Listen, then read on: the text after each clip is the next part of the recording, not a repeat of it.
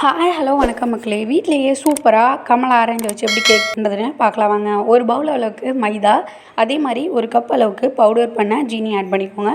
இது கூட ஒரு 1/4 டீஸ்பூன் அளவுக்கு பேக்கிங் பவுடர் ஆட் பண்ணிக்கோங்க. அதே மாதிரி 1/4 டீஸ்பூனுக்கும் கம்மியாக பேக்கிங் சோடா, அதாவது சோடா பூ ஆட் பண்ணிக்கோங்க. அதே மாதிரி 1/4 டீஸ்பூனுக்கு கம்மியாக ஆரஞ்ச் ஃபுட் கலர். இது ஆப்ஷனல், வேணும்னா ஆட் பண்ணிக்கலாம், இல்லைனா நீங்கள் ஸ்கிப் பண்ணிக்கலாம். நல்லா விஸ்க் வச்சு எந்த கட்டிகளும் இல்லாமல் நல்லா ராவாக ஒன் டைம் நல்லா மிக்ஸ் பண்ணி விட்டுக்கோங்க. அப்போ தான் கேக் நமக்கு நல்லா சாஃப்டாக நல்லா ஸ்பாஞ்சியாக வந்து கேக் வந்து கிடைக்கும். இப்போ இது கூட ஆட் பண்ணுறதுக்காக ஃப்ரெஷ் ஆரஞ்ச் ஜூஸ், சொன்னேன்ல கமலா ஆரஞ்ச், கிட்டத்தட்ட 3 பழம் இருந்துச்சு. உங்கள் பேட்டருக்கு ஏற்ற மாதிரி நீங்கள் பார்த்து அட்ஜஸ்ட் பண்ணிக்கோங்க.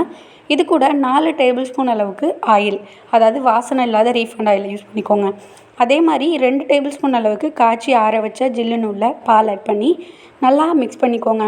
எந்த கட்டியும் இல்லாமல் நல்லா தோசை மாவு பதத்துக்கு நல்லா மிக்ஸ் பண்ணிக்கிட்டால் தான் கேக் வந்து ஸ்பாஞ்சியாக சூப்பராக அந்த ஸ்ட்ரக்சரோடு நமக்கு கிடைக்கும்.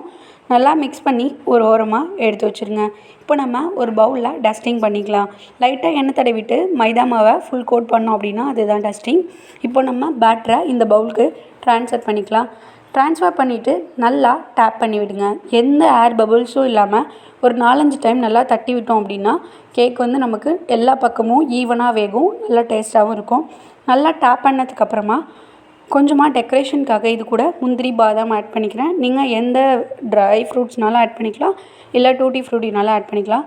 ஆல்ரெடி குக்கரை 5 நிமிஷத்துக்கு முன்னாடி லோ ஃப்ளேமில் வச்சு ப்ரீ ஹீட் பண்ண வச்சாச்சு. இப்போ அந்த பவுல் எடுத்து இது மாதிரி வச்சுட்டு கரெக்டாக அரை மணி நேரம் கழித்து எடுத்தோம் அப்படின்னா லைட்டாக குச்சியில் ஒட்டுனுச்சு.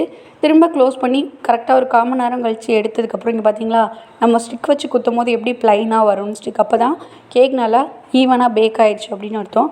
இதை ஒரு 1/2 ஹவருக்கு நல்லா ஆற விடுங்க. சுத்தமாக கூல் டவுன் ஆனதுக்கப்புறம் இப்படி கையை வச்சு நம்ம ப்ரெஸ் பண்ணோம் அப்படின்னா எல்லா பக்கமும் ஆட்டோமேட்டிக்காக அதுவே எடுத்துக்கிட்டு வரும். இப்போ வேறு தட்டில் ட்ரான்ஸ்ஃபர் பண்ணுங்கள். எங்கடா பாதி கேக்கை காணும்னு பார்க்காதீங்க. எங்கள் வீட்டில் சறுக்கும் முறுக்கும் சாப்பிட்டுட்டாங்க. அதுக்கப்புறமா இதை எடுத்து நம்ம ப்ரெஸ் பண்ணோன்னா தெரியும் உங்களுக்கு எவ்வளோ ஸ்பான்ச்சியாக இருக்குன்னு. கண்டிப்பாக ட்ரை பண்ணி பாருங்கள். கண்டிப்பாக கமெண்ட் பண்ணுங்கள்.